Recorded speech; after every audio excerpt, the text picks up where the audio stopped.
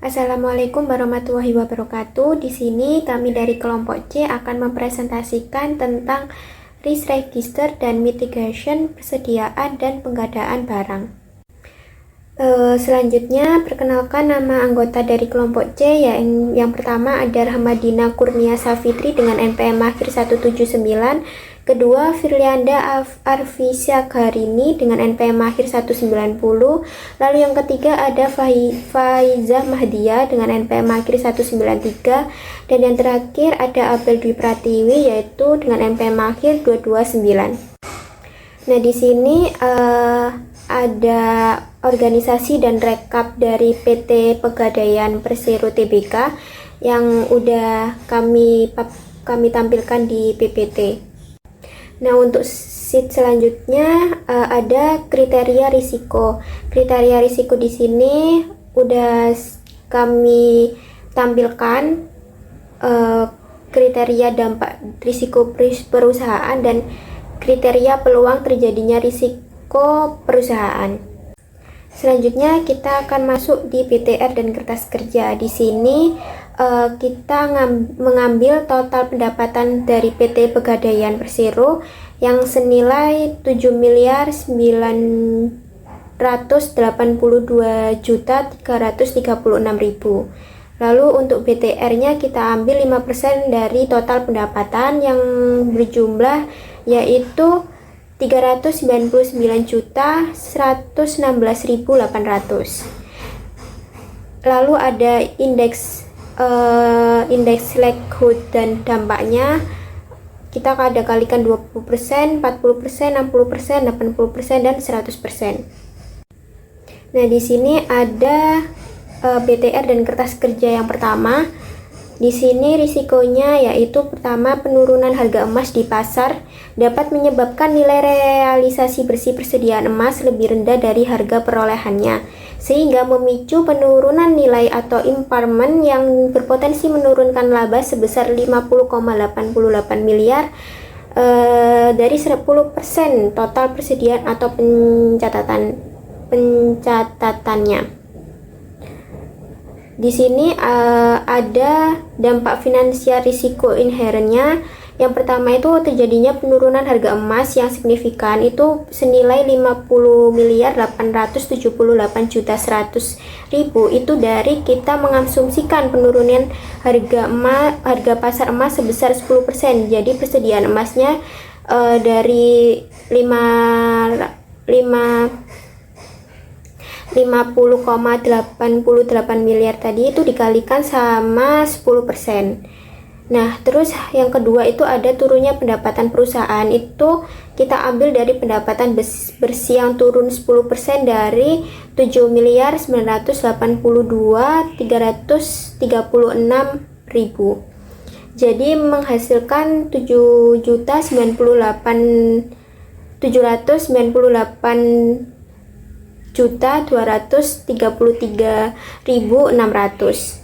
Nah, untuk total nilai dampak finansial risiko inherentnya itu akan menjadi 51.676.333.600. Nah, akan menghasilkan dampak sebesar 12947,67% yang akan nilainya yaitu 5. Lalu ada rencana penanganan risikonya. Yang pertama ini ada monitoring harian harga emas pasar dan harga beli persediaan. Itu kita estimasi sebesar 500 juta. Lalu ada yang kedua penetapan STL dan HDLE dengan metode Simple Moving Average atau SMI dengan memperhatikan tren perusahaan harga pasar itu tidak memerlukan tambahan anggaran besar karena hanya memanfaatkan sistem yang ada. Lalu yang ketiga ini melakukan cadangan kerugian penurunan nilai atau impairment secara akuntansi sesuai PSAK nomor 14. Kita estimasinya 40 miliar. Nah, habis itu total biaya penanganan risikonya itu dari jumlah yang dari 3 rencana tersebut yaitu sebesar 40.500 juta. Nah, lalu total nilai dampak finansial risiko residualnya kita asumsi sebesar 800 juta. Nah, akan menghasilkan dampak sebesar 200,44% yang akan nilainya itu adalah 5. Baik, selanjutnya masuk ke BTR dan kertas kerja yang kedua mengenai penumpukan persediaan emas itu yang tidak terserap oleh pasar dengan waktu yang wajar. Nah, yang pertama dampak finansial resiko inherentnya itu ada tercantum di garis input ya teman-teman. Yang dimana yang pertama itu ada persediaan emas tertahan sebesar 500 juta 306.000, dan di sini adalah potensi write down jika nilai realisasi netonya itu kurang dari harga perolehan disesuaikan dengan PSAK 14 ya. Dan yang kedua ada margin laba kotor itu sangat sedikit sehingga penjualan emas itu bernilai 7,98 triliun dibandingkan dengan harga pokok penjualannya itu 7,66 triliun. Nah, ini tuh beresiko rugi itu jika dijual ataupun dilelang, sehingga total nilai dampak finansial resiko inherent itu 820 juta dengan dampak sebesar profitabilitasnya sebesar 205% dengan tingkat resikonya itu 5. Nah, di sini pasti ada dampak, ada rencana. Nah, rencananya yang pertama itu memonitoring perputaran stok emas secara berkala dengan rotasi stok bulanan itu 0 karena keterangannya itu sistem RP itu udah ditetapkan oleh Pegadaian. Nah, jadi ini tuh udah tercover dalam investasi IT sebelumnya. Yang kedua ada transfer stok dari cabang low demand ke high demand sebesar 250 juta karena estimasi itu merujuk pada biaya logistik dan internal di beban umum dan administrasi. Nah, distribusi antar cabang itu bersifat reguler dengan skala nasional. Yang ketiga ada program promosi, bundling, lelang atau percepatan untuk mempercepat keluarnya emas itu sebesar 1 miliar dengan dari laporan keuangan tahun 2023 karena margin kotor penjualan emas itu sedikit ya, sebesar 319 miliar dari 7,9 triliun penjualan, sehingga menandakan kemungkinan adanya diskon dengan estimasi 1 miliar itu diambil dari konservatif dari praktik promosi barang bernilai tinggi setara kurang lebih 1% dari penjualan emas stagnan, sehingga total biaya penanganan resikonya itu 1 miliar 250 juta ya. Nah, total nilai dampak finansial resiko residual itu kita ambil dari dampak dan juga rencana penanganannya sebesar 400 juta, sehingga dampaknya itu 100% dengan total nilai resikonya itu 5. Nah, keterangannya, total nilai dampak finansial resiko residual itu ditetapkan sebagai estimasi sisa resiko yang masih mungkin terjadi meskipun seluruh rencana penanganan seperti pemanfaatan sistem ERP, redistribusi stok antar cabang, ataupun juga program promosi telah dijalankan. Yang nilai ini itu pembulatan genap dari kurang lebih 5% resiko inherent sebesar 820 juta yang dipilih untuk mempresentasikan bahwa masih terdapat potensi kerugian terbatas yang tidak sepenuhnya itu dapat dieliminasi.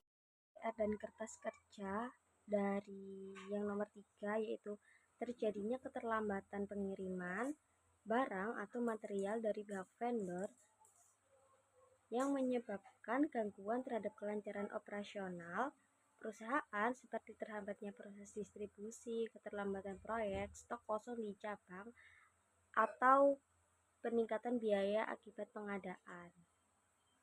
Untuk dampak finansial resiko inherentnya yang pertama yaitu terganggunya proses produksi atau layanan dengan nilai 12.188.563, yaitu untuk jasa produksi atau layanan yang dikeluarkan selama sebulan 1.015.714 dikali dengan 12 bulan. Lalu yang kedua meningkatnya biaya operasional sebesar 315.558 juta untuk biaya operasional perusahaan untuk tahun yang berakhir pada 31 Desember 2023. Ada resiko kehilangan klien bisnis dengan nilai 0 dan total nilai dampak finansial resiko inherentnya yaitu sebesar 327 juta 746.563 dengan dampak sebesar 82,12%.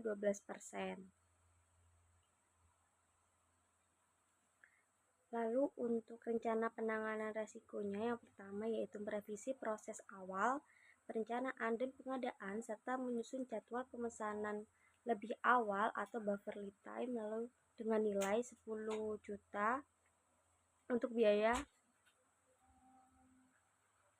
untuk menyusun pemesanan lebih awal atau buffer lead time. Lalu yang kedua menyusun rencana kontingensi seperti buffer waktu atau stok cadangan untuk item kritis sebesar 240 juta dan menggunakan sistem ERP atau pengadaan digital untuk pelacakan real time sebesar 2 miliar. Lalu untuk total biaya penanganan resikonya sebesar 2 miliar 250 juta dengan total nilai dampak finansial resiko residual sebesar 600 juta dengan presentase 150,33%. Lalu kertas kerja yang keempat, untuk risiko terjadinya kenaikan biaya logistik untuk pengadaan dan distribusi bahan penunjang operasional yang berdampak pada efisiensi biaya operasional grup. Hal ini dipicu oleh inflasi, perubahan harga bahan bakar, dan lain-lain. Sehingga dampak finansial risiko inherennya yaitu yang pertama adalah kenaikan biaya logistik pengadaan dan distribusi bahan penunjang. Nilainya sebesar 300 juta dengan keterangan estimasi kenaikan biaya akibat inflasi, bahan bakar, ketergantungan vendor, kurang lebih 3,75% dari pendapatan total. Sehingga totalnya 300 juta. Lalu untuk rencana penanganan risiko, itu yang pertama ada evaluasi dan negosiasi ulang vendor logistik dengan nilai 25 juta untuk biaya konsultan logistik. Yang kedua, pengembangan sistem pemantauan distribusi nilainya 50 juta, cloud-based logistik monitoring system. Kemudian yang ketiga, pelatihan staf logistik terkait efisiensi dan pengadaan darurat dengan nilai 15 juta. 2 kali asumsi dari 2 kali sesi pelatihan internal per tahun. Sehingga total biaya penanganan risiko sebesar 90 juta. Untuk total nilai dampak finansial risiko residual diasumsikan 100 juta dan hingga dampaknya itu 25,6% dengan nilai 2. Baik, selanjutnya kita masuk di risk input yang pertama. Status risikonya di sini aktif, peluang atau ancamannya third. Kategori risikonya itu adalah finance risk, unit kerja atau fungsinya itu treasury. Sasarannya yaitu menjaga stabilitas laba perusahaan dan nilai aset lancar, persediaan emas agar tidak terjadi penurunan signifikan akibat fluktuasi pasar. Lalu periode identifikasinya itu di tahun 2023. Lalu di sini deskripsi atau kejadian risikonya yaitu penurunan harga emas di pasar dapat menyebabkan nilai realisasi bersih persediaan emas lebih rendah dari harga perolehannya, sehingga memicu penurunan nilai atau impairment yang berpotensi menurunkan laba sebesar 50,88 miliar dari 10% total persediaan atau pencatatan kerugian. Lalu di sini akar penyebabnya itu ada 3. Yang pertama, ketidakpastian kondisi global, peristiwa seperti gejolak geopolitik, krisis ekonomi dapat mempengaruhi harga emas. Lalu yang kedua ada inflasi yang tinggi, itu dapat mempengaruhi daya beli mata uang dengan mendorong investor untuk mencari aset yang dapat mempertahankan nilai seperti emas. Lalu yang ketiga itu ada harga emas diperdagangkan dalam dolar Amerika sehingga fluktuasi nilai tukar dolar dapat mempengaruhi harga emas. Nah, di sini ada indikator risikonya yaitu adalah selisih antar harga pasar emas dan harga beli emas. Kedua, penurunan volume penjualan emas itu lebih dari 15%. Yang ketiga, persentase penurunan harga emas global lebih dari 5% dalam 1 bulan. Lalu ada faktor positifnya. Yang pertama, tersedia sistem pemantauan harga emas harian sebagai dasar pengambilan keputusan penjualan dan penilaian nilai aset. Kedua, volume penjualan emas dimonitor untuk mendeteksi tren penurunan atau potensi risk slow moving stock. Lalu yang ketiga, dalam laporan keuangan 2023 itu terdapat cadangan sebesar 132,8 miliar yang bisa mencakup impairment persediaan menunjukkan kesiapan potensi terhadap risiko penurunan nilai. Nah, di sini juga ada dampak kualitatifnya, yaitu yang pertama, margin keuntungan dari penjualan emas itu berkurang signifikan, bahkan bisa menimbulkan kerugian jika harga jual di bawah harga beli. Lalu yang kedua itu dapat menyebabkan perubahan strategi penjualan atau pengadaan seperti penundaan pembelian emas baru atau pencatatan penjualan stok lama. Lalu yang ketiga itu terjadinya impairment atas nilai persediaan emas akan langsung menurunkan laba perusahaan dan memperkecil nilai aset lancar. Dalam kasus ini potensi kerugiannya itu bisa mencapai 50,8 miliar atau 10% dari total persediaan. Nah, kita akan masuk di risiko inherentnya. Probabilitasnya yaitu 4, dampaknya 5, yang itu sangat berat. Nah, untuk skor risiko inherentnya 20, dari mana? Dari 4 kali 5. Lalu inherent risk ratingnya itu extreme high. Terus probabilitas risiko inherent kualitatif saya ambil 60%. Nah, dampak finansial risiko inherent yang sudah kita hitung di bagian BTR atau dan kertas kerja itu sejumlah 51.676.333.600. Nah, nilai bersih risiko inherentnya itu dari 60% dikalikan sama dampak finansial risiko inherent yang akan menghasilkan jumlah 31 miliar 5.800.160. Nah, di sini pemilik risikonya itu adalah divisi treasury dan jabatan pemilik risikonya yaitu kepala divisi treasury. Nah, selanjutnya kita akan masuk di evaluasi dan rencana penanganan risikonya. Di sini strategi yang saya ambil yaitu mitigasi.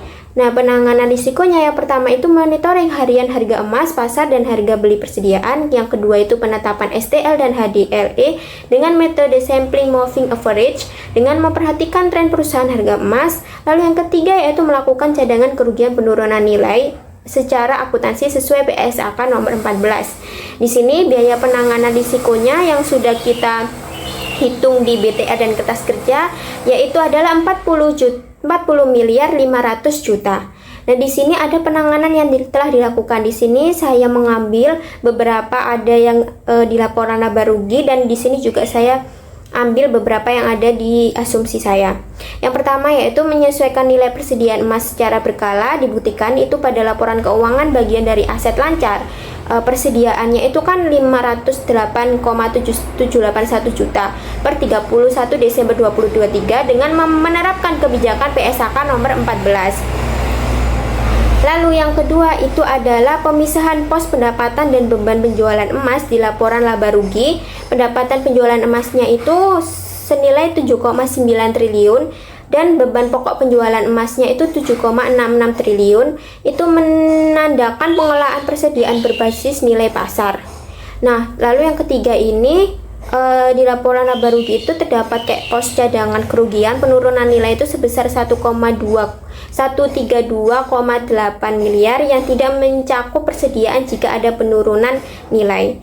Nah, di sini risiko probabilitas di sini ada risiko residual yang probabilitas risiko residualnya itu 4 yang menyatakan besar. Lalu ada dampak risiko residualnya itu 5, sangat besar, dan skor risiko residualnya 20. Nah, tingkat risiko residualnya di sini extreme high. Lalu ada probabilitas risiko residualnya kualitatifnya saya ambil 40%. Nah, dampak finansial risiko residualnya itu senilai 800 juta yang sudah kita asumsikan di BTA dan kertas kerja. Lalu nilai represi risiko residualnya itu akan menghasilkan 320 juta. Dan di sini departemen unit kerjanya yaitu divisi treasury. Baiklah, untuk periode yang kedua itu ada status risiko aktif dengan kategori resikonya itu fund risk dan unit kerja atau fungsinya itu di sini ada planning and accounting. Nah, ini sasarannya itu mengelola arus keluar masuk barang atau emas secara efisien itu agar nggak terjadi penumpukan stok di cabang unit tertentu. Nah, pada identifikasi resikonya itu terjadi pada tahun 2023, yang dimana deskripsinya itu terjadi penumpukan persediaan emas karena tidak terserap oleh pasar dalam waktu yang wajar, baik akibat lemahnya permintaan nasabah, kurang alokasi stok antar cabang, ataupun ketidaksesuaian jenis emas dengan preferensi konsumen. Nah, kondisi ini itu berpotensi menurunkan nilai ekonomis emas Nah, yang dimana bisa meningkatkan biaya penyimpanan dan pengamanan, serta kalau menurunkan profitabilitas perusahaan, itu harus dijual dengan harga diskon ataupun dilelang, itu kan bisa merugikan banget kan. Nah, akar penyebabnya yaitu persediaan emas itu nggak terserap dengan baik atau slow moving, jadi tidak keluar secara terus-menerus. Nah, yang dibuktikan dengan mendapatkan penjualan pada perusahaan pegadaian ini turun dari 8 juta ke 7 juta. Nah, ini menunjukkan adanya stok emas yang nggak terserap secepat tahun sebelumnya. Nah, indikator resikonya itu bisa dilihat bahwa rasio penjualan terhadap persediaan emas atau inventory turnover ratio. Dan yang kedua ada rasio penjualan terhadap stok emas itu kurang lebih 70% per bulan, tidak mencapai 100%. Dan ketiga, nilai persediaannya itu mengalami penyusutan atau penyusutan nilai write down sebesar kurang lebih 5 miliar per tahun. Nah, faktor positif atau internal control yang ada saat ini itu yang pertama, sistem inventory ARP, Pegadaian memungkinkan pemantauan usia dan pergerakan stok cabang per emasnya itu secara berkala. Nah, yang kedua, Pegadaian itu memiliki SOP pemindahan stok dari cabang dengan permintaan rendah ke cabang dengan permintaan yang lebih tinggi. Yang ketiga, data penjualan yang dianalisis untuk mengevaluasi kinerja produk emas tertentu itu dibutuhkan oleh pasar per wilayah. Lalu dampak kualitatifnya yakni menyebabkan stagnasi operasional cabang yang menyebabkan keterbatasan uang penyimpanan serta mengganggu rotasi barang. Nah, di sini masuklah kita ke resiko inherentnya, teman-teman. Yang pertama, ini profitabilitasnya ini kita anggap tiga, itu artinya sedang, dampaknya juga sedang. Tiga, dengan nilai skor resiko inherent itu didapatkan dari profitabilitas dikalikan dampak. Dan inherent risk ratingnya itu high risk, dengan profitabilitas resikonya itu 40%, sehingga dampak financial risk inherentnya nanti akan kita bahas di BTR dan Kas Kerja. Nah, lanjut kepada pemilik risiko, yang dimana nama pemilik risikonya itu Kepala Divisi Perencanaan dan Pengendalian Keuangan, yang dimana jabatan pemilik risikonya pasti General Manager Senior ataupun Manajer Perencanaan Akuntansi. Nah, bisa dilihat nomor HP dan email pemilik risiko di sini kita samarkan. Lalu di sini ada evaluasi dan rencana penanganan risiko. Yang pertama ada strategi itu mitigasi dengan satu monitoring perputaran stok emas secara berkala per cabang. Misalnya itu kayak ada rotasi setiap bulanan. Lalu yang kedua itu menerapkan distribusi stok dari cabang low demand ke cabang high demand dari yang tinggi ke yang tinggi. Yang ketiga mengadakan program promosi, bundling ataupun lelang emas untuk mempercepat penyerapan. Jadi itu stok emasnya itu tidak hanya menetap di satu titik aja. Nah, penanganan yang bisa dilakukan oleh Gedeon itu boleh menggunakan sistem ERP yang memungkinkan pemantauan perputaran stok, dan yang kedua, stok emas itu nggak tersedia di cabang tertentu sehingga dipindahkan ke cabang lain yang mempunyai permintaan yang lebih tinggi atau program transfer antar outlet. Di sini masuk ke resiko residual, resiko yang terakhir, di mana probabilitas resiko residual itu kecil, dampaknya itu sedang, maka skor risikonya itu 6, dan tingkat skor risikonya itu masuk medium risk atau risiko yang medium, sehingga probabilitasnya itu 30%, di mana departemen atau unit kerjanya itu ada di divisi pengadaan dan logistik.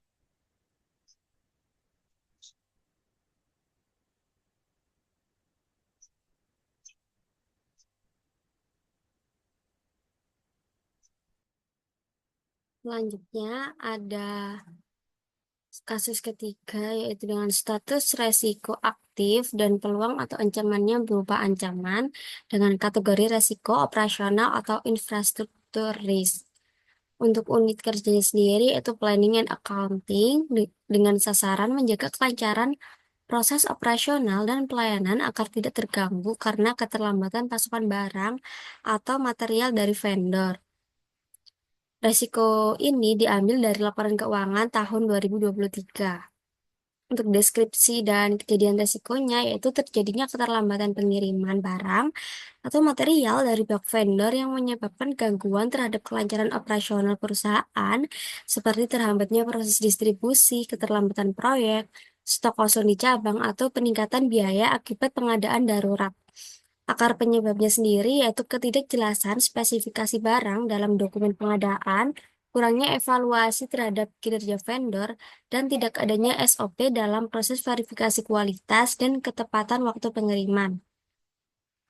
Indikator resikonya berupa frekuensi keterlambatan pengiriman barang sebesar lebih dari 10%, lalu persentase barang yang tidak sesuai dengan spesifikasi, dan jumlah vendor dengan evaluasi kinerja yang rendah.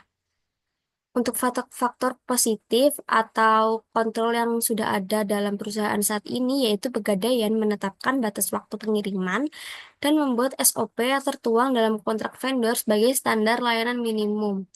Lalu, vendor dievaluasi secara berkala berdasarkan ketepatan waktu, kualitas, dan spesifikasi barang, dan juga respon terhadap permintaan atau vendor performance index. Lalu yang ketiga yaitu untuk barang-barang strategis, sedia alternatif vendor agar tidak tergantung pada satu pihak saja.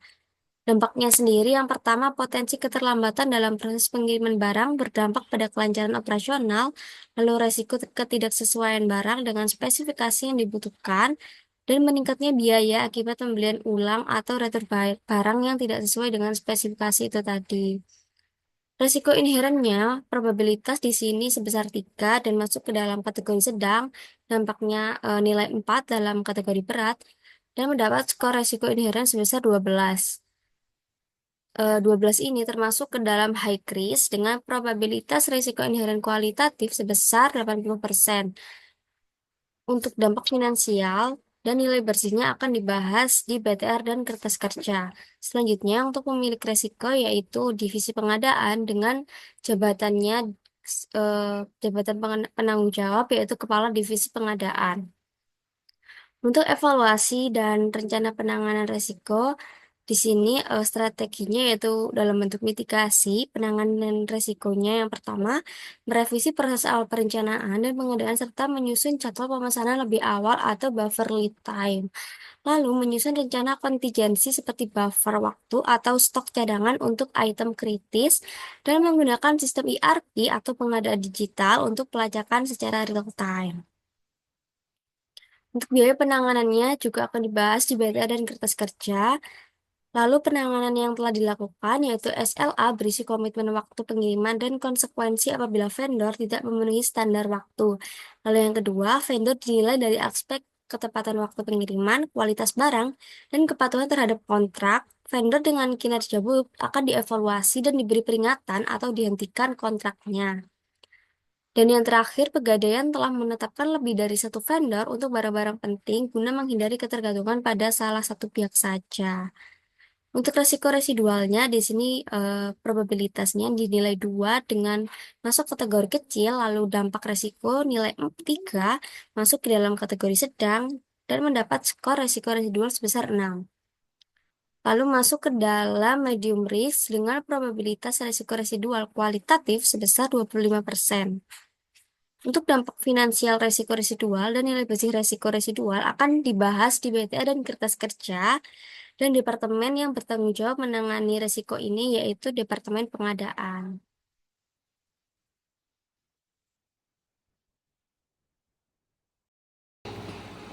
Untuk risk input yang keempat itu status risiko aktif, peluang atau ancaman threat, kategori risiko operasional infrastructure risk, unit kerja fungsi planning and accounting. Sasarannya menjaga efisiensi biaya operasional dan kestabilan pasokan bahan penunjang guna mendukung kelancaran proses bisnis dan pencapaian target profitabilitas perusahaan.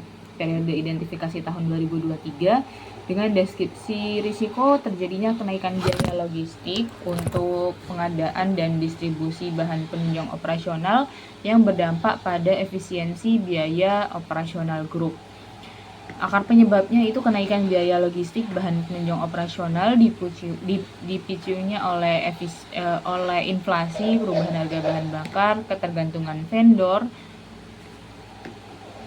serta gangguan lainnya. Indikator risiko yang pertama persentase kenaikan biaya logistik tahun berjalan, yang kedua jumlah keterlambatan pengiriman, yang ketiga risiko realisasi biaya terhadap anggaran, yang keempat frekuensi perubahan vendor atau rute. Faktor positifnya terjadinya SOP pengadaan dan monitoring biaya berkala. Yang kedua, diversifikasi vendor logistik. Yang ketiga, sistem ERP or logistik untuk tracking permintaan pengiriman. Dampak kualitatifnya menurunnya efisiensi operasional akibat kenaikan beban distribusi. Yang kedua, potensi keterlambatan layanan ke cabang. Yang ketiga, ketidaksesuaian anggaran yang mempengaruhi alokasi biaya lainnya. Yang keempat, menurunnya kepuasan stakeholder internal karena keterlambatan atau kekurangan bahan penunjang. Untuk risiko inherennya, probabilitas 3 sedang, dampaknya 3 sedang, skor risiko inherennya 9.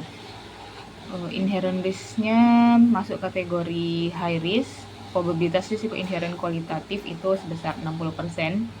Dampak finansial risiko inherentnya itu 300 juta, sehingga nilai bersih risiko inherentnya sebesar 180 juta.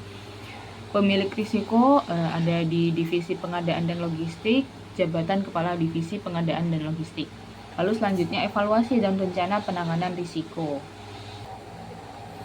Strateginya mitigasi penanganan risikonya yang pertama evaluasi kontrak vendor logistik dan renegosiasi harga.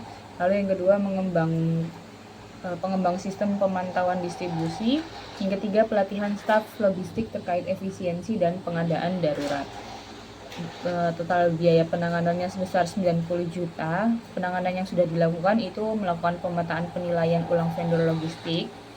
Kemudian yang kedua, penurunan pengeluaran pos administrasi lain-lain sebesar 3% dibanding tahun 2023 melalui efisiensi distribusi penggunaan sistem pemantauan logistik berbasis cloud.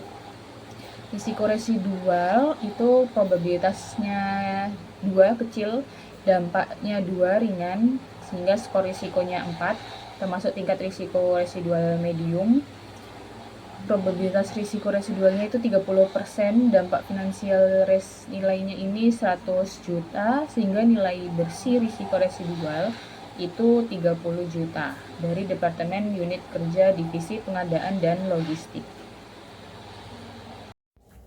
Lalu di sini ada risk profile PT Pegadaian. Ada 4 risiko ini. Risiko pertama dengan probabilitas besar, dampaknya 5. Lalu risiko yang kedua probabilitasnya kecil dengan dampaknya 3. Risiko yang ketiga ini probabilitasnya besar, dampaknya 5. Yang keempat probabilitas sedang, dampaknya 3. Lalu di residual risk, ini risiko pertama probabilitas sedang, dampaknya 5. Risiko kedua probabilitas kecil, dampaknya 1.